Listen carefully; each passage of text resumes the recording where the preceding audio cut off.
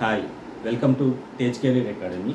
In this video, we are going to see some advanced English vocabulary for competitive exams. This English vocabulary session is exclusively for competitive exams because I have taken high level or difficult words. ఏమంటామంటే competitive ఎగ్జామ్స్కి జనరల్గా చాలా difficult words advanced words ఎగ్జామ్స్లో అడగడం జరుగుతుంది in the form of synonyms and antonyms we have to mark the correct option. అంటే మనము synonyms అంటే పర్యాయ పదాలు, యాంటోనిమ్స్ అంటే ఆపోజిట్ పదాలు, మీ అందరికీ తెలిసే ఉంటుంది కదా. సో మనం ఏదైనా కాంపిటేటివ్ ఎగ్జామ్ రాస్తున్నప్పుడు advanced English vocabulary or difficult English vocabulary అనమాట with word meanings is very important అనమాట. సో మనము బ్యాంక్ ఎగ్జామ్స్ కానీ లేదా బ్యాంక్ ఎగ్జామ్స్లో పీఓస్ ఉంటాయి, క్లర్క్స్ ఉంటాయి, రీజనల్ రూరల్ బ్యాంక్స్, తర్వాత రైల్వేస్ ఉంటుంది, ఎస్ఎస్సీస్ ఉంటుంది, ఇలా చాలా చాలా ఎగ్జామ్స్ ఉన్నాయి, గ్రూప్స్ ఉంటాయి.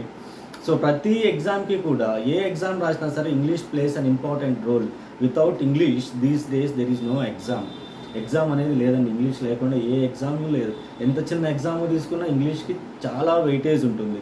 కాబట్టి it is better to learn advanced words. మనం ఎన్ని అడ్వాన్స్డ్ వర్డ్స్ ఈజీ వర్డ్స్ జనరల్గా మనము త్వరగానే చెప్పేస్తూ ఉంటాము మీనింగ్స్ మనం day to day, because we use these words in day to day life. కాబట్టి మనకి ఈజీ వర్డ్స్ ఆల్మోస్ట్ తెలిసి ఉంటుంది. కానీ అడ్వాన్స్డ్ వర్డ్స్ ఉంటాయి, కొన్ని హై లెవెల్ ఇంగ్లీష్ వర్డ్స్ ఉంటాయి అన్నమాట, ఇంగ్లీష్ వొకాబులరీ. సో అవి మనం తెలుసుకుని ఉంటే చాలా మంచిది. సో ఈ సెషన్లో నేను ఇక్కడ ఒక 10 వర్డ్స్ రాశాను. ఈ 10 వర్డ్స్తోనే ఈ వీడియోస్ నేనేమి ఆపదలుచుకోలేదు. ఎందుకంటే ఇంగ్లీష్ వొకాబులరీ ఈజ్ ఇమ్మెన్స్. చాలా ఇట్ ఈజ్ ఎ ఓషన్. మనము చదువుకుంటా పోతే చాలా వస్తూ ఉంటాయి. సో ఒకదానికి ఒకటి రిలేషన్ ఉంటుంది. గ్రూప్ ఆఫ్ వర్డ్స్ అనమాట. Vocabulary is nothing but collection of words, group of words. మనం ఎన్ని వొకాబులరీ వర్డ్స్, ఎన్ని వర్డ్స్ తెలుసుకుంటే మనము అంత ఇంగ్లీష్లో స్టాండర్డ్గా ఉండొచ్చు. లైక్ మనం ఏదైనా రీడింగ్ కాంప్రిహెన్షన్ చదవాలి, ఒక పెద్ద ప్యాసేజ్ ఇచ్చేస్తాడు, ఆ ప్యాసేజ్ 3-4 పారాగ్రాఫ్స్ ఇచ్చేస్తాడు, తర్వాత క్వశ్చన్స్ అడుగుతాడు. ఆ క్వశ్చన్స్ని మనం అటెంప్ట్ చేయాలి అంటే we should know the comprehension, right?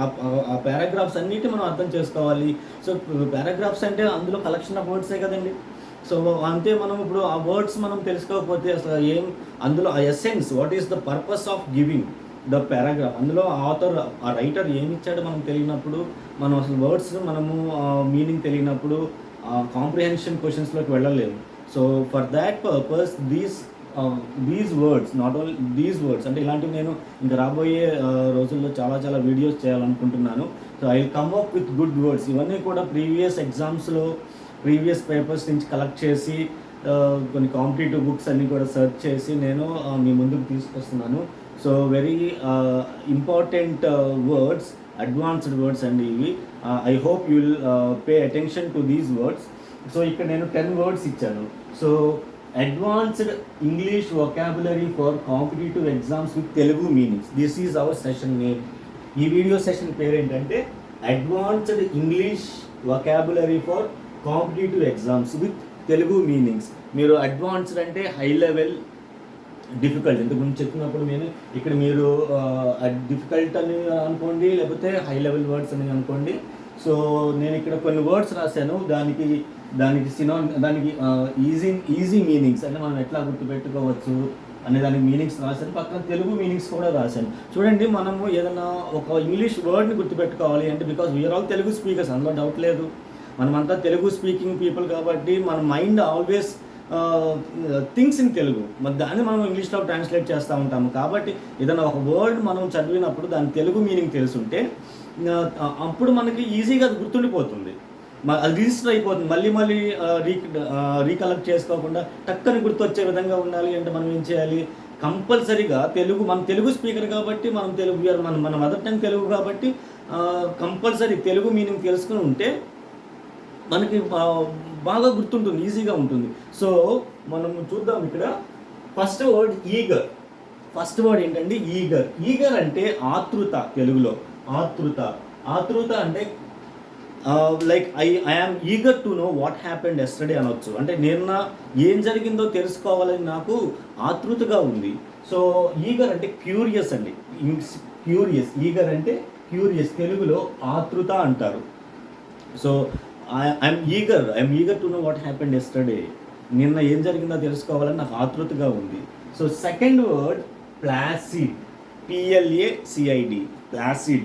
Placid means calm, sedate, అంటే నిశ్శబ్దంగా, నిశ్శబ్దంగా, ప్రశాంతంగా. ప్లాసిడ్ అంటే ఏంటండి? ప్లాసిడ్ అంటే కామ్, ప్రశాంతంగా నిశ్శబ్దంగా ఉన్న సందర్భాన్ని ప్లాసిడ్. సెడేట్ అంటారు, సెడేట్ కామ్, నిశ్శబ్దంగా, ప్రశాంతంగా. తర్వాత కొమమోరేట్ స్పెల్లింగ్, మనకి స్పెల్లింగ్స్ కూడా అడిగే ఛాన్స్ ఉంటుంది ఎగ్జామ్స్లో, కాంపిటేటివ్ ఎగ్జామ్స్లో. మిస్స్పెల్డ్ వర్డ్స్ ఇస్తాడు, కొమమోరేట్ ఇలాంటివి, అప్పుడు కంపల్సరీ ఇలాంటి వర్డ్స్ అడుగుతాడండి. COMMEMORATE. కొమమోరేట్ అంటే రిమెంబర్. మనము పోలీస్ కమమోరేషన్ డే అంటాం కదండి, పోలీస్ సంస్మరణ దినోత్సవము. సో అది కమమోరేట్ అంటే రిమెంబర్. ఆ రోజు కమమోరేట్ అంటే ఆ రోజు మన కోసం త్యాగం చేసిన మహనీయుల గురించి మనము ఒకసారి తలుచుకుని స్మరించుకునే దినము commemoration day. So that is called స్మరణ. అంటే తెలుగులో మనం స్మరణ అంటారు, స్మరణ. ఇంగ్లీష్లో commemorate, easy meaning remember. Next word deify. Next word ఏంటండి? Deify, not defy. చూడండి ఇక్కడ DEI ఉంది, డిఫై వేరు, డిఫై వేరు. సో ఇక్కడ డిఫై అంటే worship, respect, honour. Okay, worship, respect, honour ఇలా మనం వాడవచ్చు. సో అంటే దైవంగా భావించి ఆరాధన చేయటము. డిఫై ఎవరైనా వ్యక్తిని కానీ సంథింగ్ ఏదైనా సరే మనం దాన్ని దైవంగా భావించి పూజ చేసినట్లయితే we are deifying a person or we are deifying a object, something like that. ఆ సెన్స్లో ఈ వర్డ్ ఉపయోగిస్తారు. In case if there is no, ఇది డిఫరెంట్. DEFI, డిఫై అంటే తిరస్కరణ. Okay, defying law of gravitation అంటే గురుత్వాకర్షణ శక్తిని కూడా ఇది తిరస్కరిస్తుంది. The something like that. Defy అంటే తిరస్కరించటము, రిజెక్ట్ చేయటము, డిఫై. ఓకే, డిఫై అది మీరు గుర్తుంచుకోండి. డిఫై వేరు, డిఫై వేరు. డిఫై అంటే తిరస్కరణ, లేదంటే ఆ కేసుకి అంటే ఇప్పుడు for example defying law of gravitation, కూడా తిరస్కరించి పనిచేస్తే సందర్భాన్ని డిఫై, అలాంటి సందర్భంలో. Okay, next very good word. ఇది చాలా ఇంపార్టెంట్ వర్డ్ అండి, మనం జనరల్గా ఎక్కువ ఉపయోగిస్తూ ఉంటాము. ఎమ్యూనిటీస్ అంటే సౌకర్యాలు, ఫెసిలిటీస్. మనం జనరల్గా ఏదైనా హోటల్కి వెళ్ళినప్పుడు, పెద్ద హోటల్కి వెళ్ళినప్పుడు మనము రూమ్ బుక్ చేసుకునే ముందు అడుగుతాము కదండి, what are the amenities in your hotel అంటారు కదా. సో అంటే మీ హోటల్లో ఏమేమి సౌకర్యాలు ఉన్నాయి, like do you have a geyser or a bath tub, okay, air condition or else something like TV, ఇలాంటివి ఏమైనా ఉన్నాయా? So what amenities do you have అంటే మీ దగ్గర ఎలాంటి సౌకర్యాలు అందుబాటులో ఉన్నాయి. సో ఎమ్యూనిటీస్ మీన్స్ ఫెసిలిటీస్, సౌకర్యాలు. Next word disparity, DISPARITY, disparity అంటే అసమానత. డిస్పారిటీ అంటే అసమానత. అన్లైక్నెస్ అంటే ఈక్వల్గా ఉండకపోవడము, అసమానత, అన్లైక్నెస్. డిస్పారిటీ అంటే దానికి దీనికి తేడా ఉండటం, తేడా ఉండటం అంటే లేదా తేడా చూపించటము అని కూడా మనం అనొచ్చు. షోయింగ్ డిస్పారిటీ అంటారు కదా, వాడు భేదం చూపిస్తున్నాడు, అసమానత చూపిస్తున్నాడు, హీ షోయింగ్ డిస్పారిటీ. లైక్ అంటే డిస్క్రిమినేషన్ అనేది ఎగ్జాక్ట్ మీనింగ్ కాదు, లైక్ ఆ సెన్స్లో కూడా అర్థం చేసుకోవచ్చు. డిస్పారిటీ అంటే అన్లైక్నెస్, అసమానత. Okay, disparity. నెక్స్ట్ వర్డ్ బార్బారియన్ అంటే మోస్ట్ బార్బారియన్, అంటే అన్సివిలైజ్డ్, నాగరికత తెలియనివాడు, అనాగరిక పర్సన్, బార్బారియన్. ఓకే, బార్బారియన్ అంటే కొంచెము కఠినంగా దుర్భాషలు ఆడటము, లేదా బూతులు తిట్టే టైంలో, లేదా బాగా అంటే అన్సివిలైజ్డ్, నాగరికత తెలియకుండా ఎలా మాట్లాడాలి తెలియకుండా ఏదో పడితే అది మాట్లాడేసే person. So is called as barbarian. అంటే అనాగరికత, మంచి నడవడి లేని వ్యక్తి, barbarian. Okay, lethal. Next word lethal అంటే డెడ్లీ. లీతల్ అంటే ఏంటంటే డెడ్లీ, లీతల్ వెపన్ అంటారు. జనరల్గా ఈ వెపన్స్, ఈ వర్డ్ మిలిటరీ టైంలో, వార్ టైంలో ఎక్కువగా ఉపయోగిస్తారు. లేదా ఇంజెక్షన్స్, డాక్టర్స్ ఇచ్చేసే ఇంజెక్షన్స్ లీతల్ ఇంజెక్షన్ అంటారు. Okay, lethal weapon. Lethal weapon అంటే డెడ్లీ వెపన్, మోస్ట్ డేంజరస్, భయంకరమైన. ఓకే, డెడ్లీ, ప్రాణాంతకం, ప్రాణాలు తీసేటువంటి పరికరం deadly weapon or deadly injection. అలాంటి వర్డ్ లీతల్ అనమాట. డెడ్లీ, ప్రాణాంతకం, ప్రాణాలు తీసేటువంటి సందర్భము. Okay, lethal situation. Next word serene.